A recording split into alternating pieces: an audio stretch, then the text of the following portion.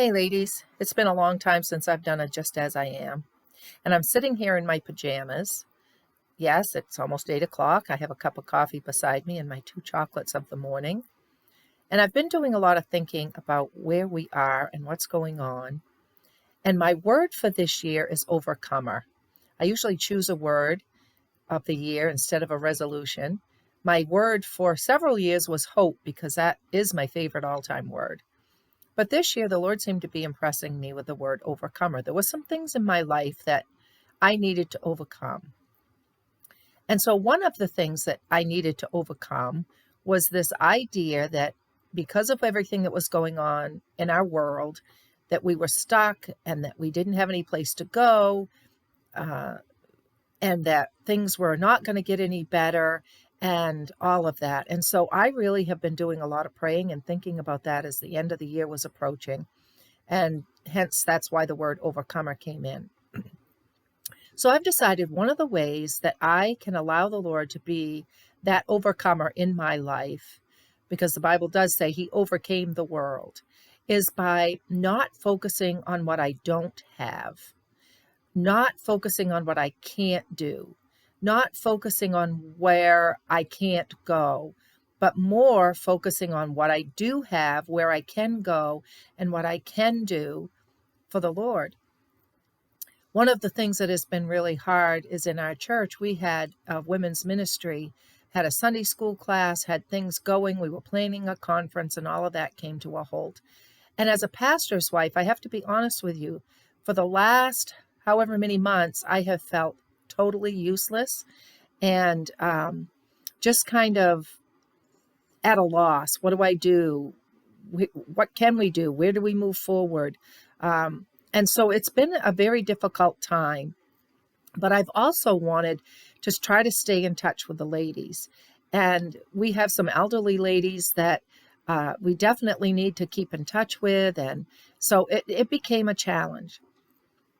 So as I was thinking through that, instead of getting upset because we can't have Sunday school anymore that I loved so much, we had a group of ladies, we were doing a book in Psalms, and I was enjoying it.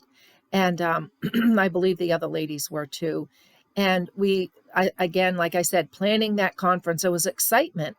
But when that all had to stop, it did something to me that I probably shouldn't have allowed it to do. It just kind of stopped my spirit. I know that sounds like a weird phrase, but it just kind of put a halt to my dreams and my goals and things like that is what I mean.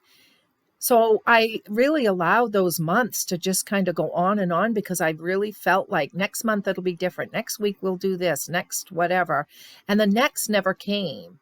And all the time, now that I look back on it, the next was right there. What did God want me to do next?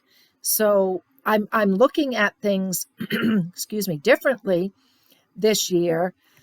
Excuse me, things haven't changed a whole lot.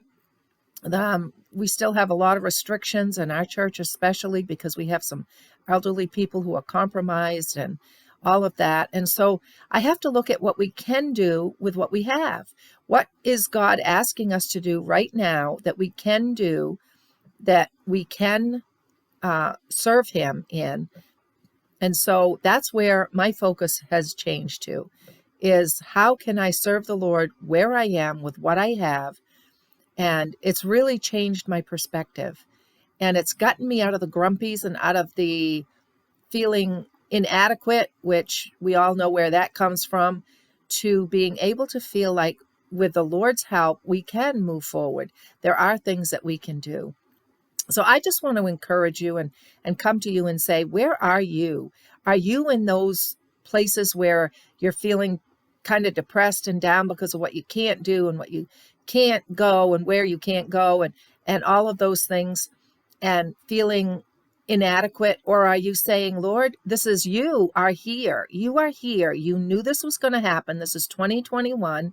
You are here and you have a plan. It's not my plan. I think that's the biggest thing I had to get out of my head. This isn't about me. This isn't my plan. It's your plan. So what is your plan for where we are and what's going on? And when I do that, I get victory because I get rid of myself. I kick myself out and I allow the Lord the place that he deserves again as the head of my life and as the leader in my life. So I hope this encourages you to take that challenge, to look at deep inside and say, who's on my throne? Am I sitting there trying to rule things, or am I allowing the Lord to be back where he needs to be, and stop getting upset about what I can't do and the fighting, about what we can't do and all of that, and just say, Lord, this is your day. This is your year. What are we going to do that we can serve you? Thanks, ladies. I love you all. Have a great day.